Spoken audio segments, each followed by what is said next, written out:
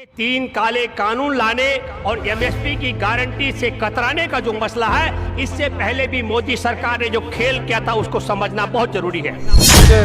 मेहनत की जो उसकी कमाई है वो उसको प्राप्त करना चाहता है, तो वो सरकारी मंडी ना जाकर जो बाहर की मंडियां हैं प्राइवेट, वो उस पर जब 5 या 10 रुपए भी महंगा देगी तो सबको पता है कि वो उसको वहाँ देगा। जब वो प्राइवेट मंडियों को बेचेगा तो धीरे धीरे करके सरकारी मंडियां में आमदनी फसल जाना बंद हो जाएगी और धीरे धीरे करके वो बंद हो जाएंगी। मैं हूं भूपेंद्र रावत और आज हम टिकरी बॉर्डर पर जो किसान आंदोलन का धरना चल रहा है 26 नवंबर 2020 से, उसमें आज हम लोग बैठे हुए हैं और मैं आज आपसे बात करने के लिए मेरे साथ तमाम साथी हम बात करेंगे। ये अचानक में 3 काले कानून लाने और एमएसपी की गारंटी से कतराने का जो मसला है, इससे पहले भी मोदी सरकार ने जो खेल किया था उसको समझना बहुत जरूरी है। मैं आपको बताना चाहता हूं दोस्तों कि हमारे देश में भूमि अधिग्रहण को लेकर उचित मुआवजा पारदर्शी तरीके से भूमि अधिग्रहण के लिए जो 2013 में जो कानून अस्तित्व में आया था, 1 जनवरी 2014 से वो लागू था और उस कानून की 5 बड़ी खूबसूरतियां थी। एक 70 से 80% किसानों की इच्छा के बगैर, उनकी लिखित सहमति के बगैर उनकी जमीन का अधिग्रहण नहीं हो सकता। 2, देश में खाद्यान्न संकट पैदा न हो इसलिए बहुफसली खेती और सिंचित भूमि के अधिग्रहण पर रोक। और 3, जब जमीन का अधिग्रहण होता है तो किसान भूमिहीन रहते हैं, उनके पुनर्वास की गारंटी। और 4, जो वहां पर व्यापार उद्योग लगने से जो पर्यावरण पर दुष्प्रभाव पड़ना था उसके निदान का व्यवस्था। और 5, जमीन अगर 5 साल से ज्यादा अवधि पहले अधिग्रहण की गई हो तो किसानों को आर्थिक नुकसान इसलिए होता था क्योंकि जमीन की कीमत तो बढ़ती रहती है, इसलिए 5 साल के अंदर अंदर अधिग्रहण की गई जमीन पर कब्जा लेकर के भौतिक तौर पर उस पर प्रोजेक्ट शुरू करना, और अगर नहीं हो तो जमीन अधिग्रहण की गई किसानों को वापस कर देना। और एक और महत्वपूर्ण बात कि खेती हर मजदूरों के एक परिवार को 5-5 लाख रुपए देने की खूबसूरती उस कानून में थी। और 26 मई 2014 में याद दिलाता हूं, पहली बार नरेंद्र मोदी की सरकार का गठन हुआ था और 29 मई को उनके ग्रामीण विकास मंत्री गोपीनाथ मुंडे, उनसे एक पत्रकार ने पूछा कि 2013 में बने कानून के लिए आपकी सरकार क्या करेगी। गोपीनाथ मुंडे बोले हमारी सरकार इसका तत्काल क्रियान्वयन करेगी। और 3 जून को 4 दिन बाद गाड़ी तेज चल रही होती है, ड्राइवर ब्रेक मारता है और गोपीनाथ मुंडे केंद्रीय ग्रामीण विकास मंत्री की जान चली जाती है। ये बात मैं इसलिए कह रहा हूं कि उसके बाद जो ग्रामीण विकास मंत्रालय संभालते हैं गोपीनाथ मुंडे की जगह नितिन गडकरी, तो नितिन गडकरी के तत्काल संभालते ही पहला ऐलान होता है कि ये 70 से 80% किसानों की लिखित सहमति का प्रावधान हमको मंजूर नहीं है, बहुफसली खेती के अधिग्रहण पर लगी रोक हमको मंजूर नहीं है, प्रभावित होने वाले खेती हर मजदूर को 5 लाख रुपए देने का प्रावधान हमको मंजूर नहीं है, और 5 साल में जमीन वापस कर देना ये हमको मंजूर नहीं है, और पुनर्वास की गारंटी और पर्यावरण का निदान करने का प्रावधान हमको मंजूर नहीं है। इसलिए मैं यह याद दिला रहा हूं कि इनका इतिहास भी अगर हम नहीं जानेंगे तो मौजूदा 3 काले कानून और एमएसपी को लेकर जो संघर्ष चल रहा है उसको लेकर आगे चर्चा नहीं हो सकती है। हमारे साथ में युवा साथी मनदीप मलिक है, मैं जिक्र करूंगा, युवा साथी किसान नेता जो लंबे समय से नवंबर 2020 से निरंतर टिकरी बॉर्डर पे डटे हुए हैं। उनसे मैं आग्रह करूंगा कि वो बात रखे 3 काले कानून को लेकर। नमस्कार जी, भूपेंद्र रावत जी, सभी दर्शकों को मेरी राम राम। जो भूपेंद्र रावत जी ने बताया और टिकरी बॉर्डर पे जो आंदोलन चल रहा है वो काले कानूनों को लेकर एमएसपी की मांग लेकर चल रहा है। 3 कानून जो है उनमें सबसे पहला जो कानून है वो एपीएमसी मंडी का है, जिसमें फूड कॉमर्स ट्रेड कॉमर्स को लागू किया गया है। उसके अंदर क्या है, जो सरकारी मंडी थी जिसके अंदर किसान अपनी उपज सरकारी मंडी के अंदर लेके जाता था और मंडी के अंदर लेके जाता था और सरकार उनको खरीदती थी। अब सरकार ने कर दिया कि उन मंडियों के बाहर प्राइवेट मंडियां होंगी और प्राइवेट कंपनियां आपके अनाज को खरीदेंगी। वो 1 या 2 साल तो आपके अनाज को सरकारी रेट से 10 या 20% एक्स्ट्रा देकर खरीद सकती हैं। किसान इतना मेहनती है और वो इतना लागत मूल्य उसका फसलों के ऊपर हो जाता है कि वो 5 रुपये महंगी फसल को भी कहीं पर भी बेच सकता है, क्योंकि वो एक मेहनत की जो उसकी कमाई है वो उसको प्राप्त करना चाहता है। तो वो सरकारी मंडी ना जाकर जो बाहर की मंडियां हैं प्राइवेट, वो उस पर जब 5 या 10 रुपए भी महंगा देगी तो सबको पता है कि वो उसको वहाँ बेचेगा। जब वो प्राइवेट मंडियों को बेचेगा तो धीरे धीरे करके सरकारी मंडियां में आमदनी फसल जाना बंद हो जाएगी और धीरे धीरे करके वो बंद हो जाएंगी। जब प्राइवेट मंडियां बंद हो जाएंगी, तब सरकारी मंडियां बंद हो जाएंगी तो प्राइवेट मंडियों की अपनी मोनोपोली शुरू होगी, गुंडागर्दी खत्म शुरू होगी। जैसे कि BSNL का जो हुआ है कि पहले BSNL को ख़त्म करने के लिए जियो को लॉन्च किया गया, फ्री सिम बांटे गए, सस्ता किया गया। जब BSNL पूरी तरह से बंद हो गया तब उन्होंने अपना जो वो मोनोपोली है रिचार्ज करना शुरू कर दिया और महंगे रेट कर दिए। इसी प्रकार धीरे धीरे करके प्राइवेट मंडियां भी किसान के फसलों को सस्ते दामों पे खरीदेंगी और APMC मंडी जो सरकारी मंडियां है वो बंद हो जाएंगी। पहला कानून वो है। और दूसरा कानून इसके अंदर जो है वो खाद्य सुरक्षा बिल का है, जो 1955 के दौरान पंडित जवाहरलाल नेहरू ने एक कानून बनाया था कि भाई देश के अंदर जो आपदा प्रबंधन है, अगर किसी आपदा प्रबंधन है, अगर उसके दौरान जो ज़रूरी सामान खाने पीने की वस्तुएं हैं जिसमें अनाज है, दालें हैं, तेल है वगैरह, जो आप उसका एक लिमिट के द्वारा लिमिट तक ही उसका आप स्टॉक कर सकते हो, उससे ज़्यादा आप नहीं कर सकते। लेकिन उसके अंदर इन्होंने संशोधन किया है, अब जो लिमिटेशन है उसको बिल्कुल ख़त्म कर दिया और आप अनलिमिटेड उसको स्टॉक कर सकते हो। इसका असर क्या होगा आम जनजीवन के ऊपर? मान लिया कि एक मैं शहर का सबसे बड़ा व्यापारी हूँ और मैंने 5000 करोड़ का अनाज इकट्ठा कर लिया हिसार डिस्ट्रिक्ट का, तो धीरे धीरे सारा अनाज जो लोगों का वो मैंने इकट्ठा कर लिया और जिसके पास घर में स्टॉक है, मान लिया किसान ने अपने खाने के लिए इकट्ठा कर लिया, बाकी जो आम जीवन है जिसमें गरीब है, मजदूर है, छोटे दुकानदार है, उनका स्टॉक तो 1 महीने या 2 महीने के बाद ख़त्म हो जाएगा। दोबारा उन्होंने अनाज खरीदने के लिए बाजार की तरफ जाना पड़ेगा।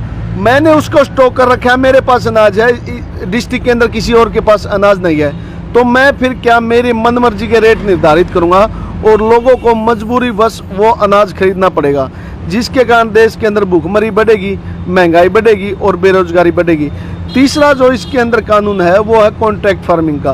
कॉन्ट्रैक्ट फार्मिंग एक इसके अंदर मैकेनिज्म सेट किया गया है, किसान से उसकी ज़मीनों को छीनने का एक जो जाल बुना गया है, वो जाल इसलिए बुना गया है कि आप देखिए जब से BJP सरकार सत्ता में आई है अचानक फसलों के भाव डाउन होने शुरू हो गए और उन्होंने ये कहना शुरू कर दिया किसानों को कि हमारा जो अनाज है देश का उसके अंदर क्वालिटी नहीं है और दूसरे देश उसको खरीद नहीं रहे। इस किसान ज़्यादा जागरूक नहीं है और वो अपने जो घटती हुई फसलें हैं और जो डाउन भाव होते हैं तो वो उसको भगवान का अपना नसीब समझता है और भगवान की कृपा समझता है। अगर वो दोष भगवान की बजाय सरकारों को देने लग जाए तो किसी भी सरकार को इतनी आसानी से उसके खिलाफ कानून बनाने की हिम्मत भी नहीं पड़ेगी बनाने की। दूसरी बात जो है इसके अंदर कॉन्ट्रैक्ट फार्मिंग, उन्होंने कहा कि भाई बड़ी कंपनियां आएंगी और किसानों के साथ कॉन्ट्रैक्ट फार्मिंग करेगी। मान लिया भाई कॉन्ट्रैक्ट फार्मिंग भारत के अंदर असंभव है, क्योंकि मान लिया बहुत सारा क्षेत्र ऐसा है जिसके अंदर पानी की व्यवस्था नहीं है। अंबानी, अडानी, रतन टाटा या जो भी कंपनियां कॉन्ट्रैक्ट करेंगी, फसल है वो बिना पानी के तो हो नहीं सकती, उसके लिए नहरों में पानी चाहिएगा। जब सरकार ही पानी नहीं लेके आ सकती तो बड़ी कंपनियां पानी कैसे लेके आएंगी? नीचे का जो पानी है वो खराब है, वो चरचरा, वो लगा लो उसको खारा है, नमकीन है, वो फसलों के लिए उचित नहीं है। अंबानी उसको मीठा नहीं कर सकता। तो ये संभव है कि जो उनकी कंडीशन है, बड़े जो फर्म है जो किसान के साथ कॉन्टैक्ट करेंगी, उसके अंदर कहा गया कि मान लिया भाई किसी कंपनी ने 100 क्विंटल गेहूँ चाहिए किसान से और किसान 100 क्विंटल गेहूँ पैदा ना करके 90 क्विंटल या 95 क्विंटल कर दिया, तो कंपनी कहेगी कि भाई जो 5 क्विंटल गेहूँ की वजह से मेरे को इतने 1000 करोड़ का नुकसान हो गया, तो वो उसके ऊपर क्लेम करेगी। और इसमें कह दिया कि किसान जो है वो कंपनी के खिलाफ कोर्ट में नहीं जा सकता। वो कोर्ट का, हाई कोर्ट, सुप्रीम कोर्ट का उसके अंदर कोई प्रावधान नहीं है। एक डिस्ट्रिक्ट लेवल से भी नीचे तहसीलदार या SDM से नीचे का बंदा उस मामले को सुलझा सकता है। और हमारे देश का जो कानून व्यवस्था संविधान है वो पता है कि एक SDM अंबानी जैसे के खिलाफ क्या कार्रवाई सुनाएगा? वो तो गांव के किसी सरपंच को भी जेल नहीं करवा सकता। अंबानी तो बहुत बड़ी चीज़ है। तो ये इस तरह के जो कानून बनाए गए हैं वो किसानों से। दूसरा इसके अंदर जो चौथा, वो 3 तो कानून है जो बैंकों का निजीकरण किया है, वो इसी साजिश के तहत किया गया कि किसानों ने जो KCC कार्ड बनवा रखे हैं, लगभग 80% किसानों ने KCC कार्ड बनवा रखे हैं और उन KCC कार्डों के जो टूटते हुए भाव हैं फसलों के, उसकी वजह से वो KCC की जो किस्तें हैं वो समय पर नहीं भर पाएंगे और वो फ्रॉड हो जाएंगे। फ्रॉड होने के बाद जो है सरकारें उसके द्वारा उसकी ज़मीन को नीलाम करने की कोशिश करेगी और पूंजीपति लोग उनको आसानी से खरीद पाएंगे। इसलिए जो बैंकों का है वो निजीकरण किया गया है। जो ये तीनों कानून है ये पूरी तरह किसानों को बर्बाद करने के लिए और उनकी कब्रों को खोदने के लिए लागू किए गए हैं। जो चौथा ये अलग से है जो एमएसपी की मांग है। एमएसपी की जो मांग है वो इसलिए है, धरती के ऊपर कोई भी चीज़ व्यापारीकरण में और बाजारीकरण में बिना एमएसपी के नहीं मिलती।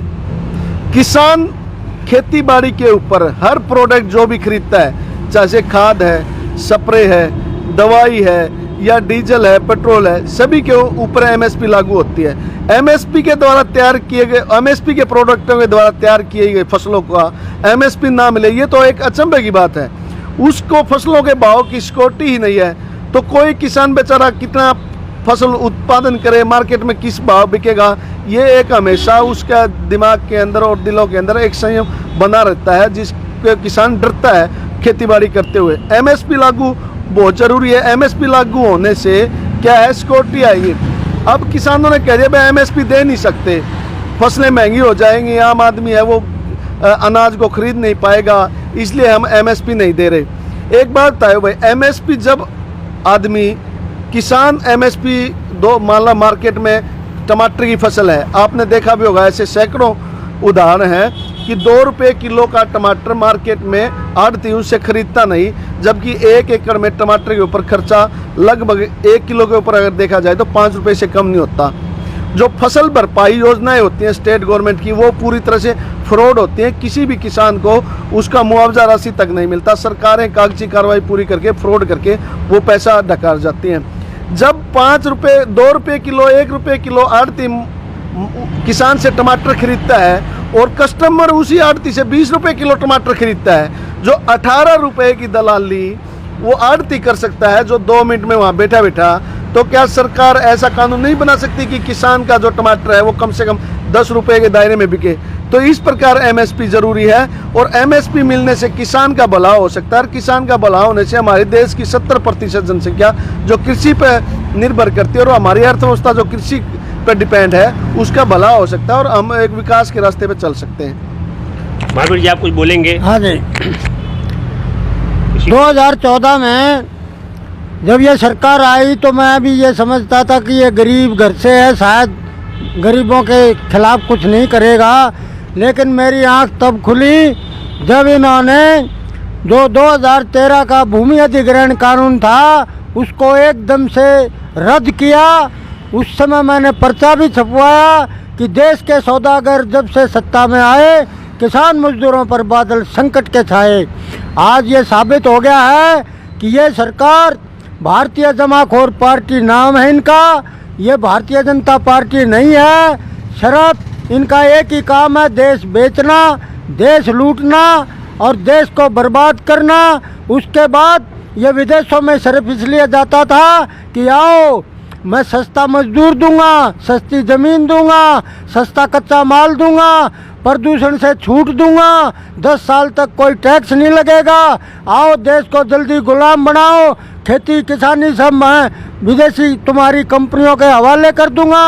और ये 3 काले कानून उसी का नतीजा है और आज देश सारा सड़कों पर है। दोस्तों, आपने देखा कि किस तरीके से मनदीप भाई ने और महावीर नीलवाल ने कहा, हमारे देश के अंदर बहुत विचित्र स्थिति में देश है। चीनी सैनिक देश के अंदर कब्जा करके बैठे, मोदी सरकार कह रही हमारी ताकत उसे हटाने की नहीं है। किसान पिछले 7 महीने से काले कानून हटाने, एमएसपी की गारंटी की मांग कर रहे हैं, सरकार कह रही हमारी हैसियत नहीं है। हमारे देश के अंदर कोरोना के कारण 10 करोड़ से ज़्यादा लोगों की रोजी रोटी छिनी, 23 करोड़ के करीब जो आबादी है उनकी आमदनी आधे से नीचे पहुंच गई। सरकार से कहा जा रहा है कि कोरोना के कारण उसकी भरपाई करो, सरकार कह रही हमारी हैसियत नहीं है। हमारे देश में 2005 में आपदा प्रबंधन कानून की धारा 12 के तहत है कि कोरोना के महामारी से जान गंवाने वाले को 4-4 लाख रुपए देना आवश्यक है। ये सरकार कह रही हमारी हैसियत नहीं है। देश में करोड़ों बेरोजगार हैं, उसके लिए हम कह रहे हैं कि रोजगार दो, ये सरकार कह रही हमारी हैसियत नहीं है। हमारे देश में पेट्रोल और डीजल पर 30-35 रुपए प्रति लीटर की वसूली कर रही है सरकार, हमारा देश कह रहा है कि ये वसूली बंद करो, सरकार कह रहे हैं वसूली बंद नहीं कर सकते हैं। एक एक गैस सिलेंडर पर 400 रुपए से ज्यादा वसूली हो रही है, हम कह रहे हैं माफ करो, सरकार कह रहे हैं हम नहीं कर सकते हैं। हम कह रहे हैं ये 3 काले कानून वापस करो, सरकार कह रहे हैं हम नहीं कर सकते हैं। तो जो सरकार, और दूसरी तरफ मैं आपको कहना चाहता हूं कि 20,706 करोड़ रुपए स्विस बैंक में जमा हो गए, देश के लोग कंगाल हो गए, भाजपा और इनके चहेते दुनिया में और स्विस बैंक में जिस तरीके से उजागर हो रहा है मामला, ये माला माल हो गए। तो आज हम टिकरी बॉर्डर से इन्हीं सब बातों को लेकर के आप सब किसान साथियों को एक वादा करने के लिए आए हैं। जब तक देश में 3 काले कानून वापस नहीं हो जाते हैं और न्यूनतम समर्थन मूल्य की गारंटी का कानून नहीं बन जाता है, तब तक हमारी ये जंग जलती रहेगी। पहले इन्होंने कहा ये खालिस्तानी और सिखों की लड़ाई है, अब ये कह रहे हैं कि ये जाटों की लड़ाई है। पर मैं आपसे वादा करता हूं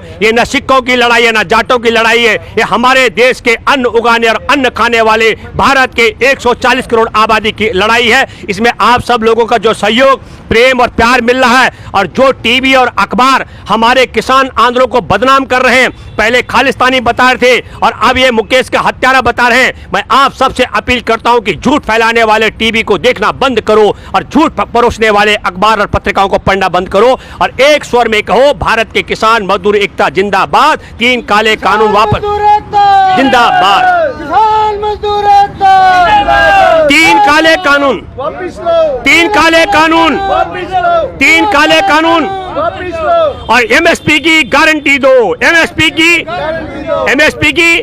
और इसलिए एमएसपी की गारंटी होनी चाहिए क्योंकि हमारे देश के अंदर किसानों को एमएसपी की गारंटी नहीं होने से कनक गेहूं 800 रुपए प्रति क्विंटल का नुकसान हुआ और बाजरे में 1100 रुपए प्रति क्विंटल समर्थन मूल्य से कम पर किसानों की खरीद हुई है। ये 2 फसलों का मैं जिक्र कर रहा हूं, बाकी आप सब लोग समझदार हैं। जय हिंद, जय जवान, जय किसान, धन्यवाद।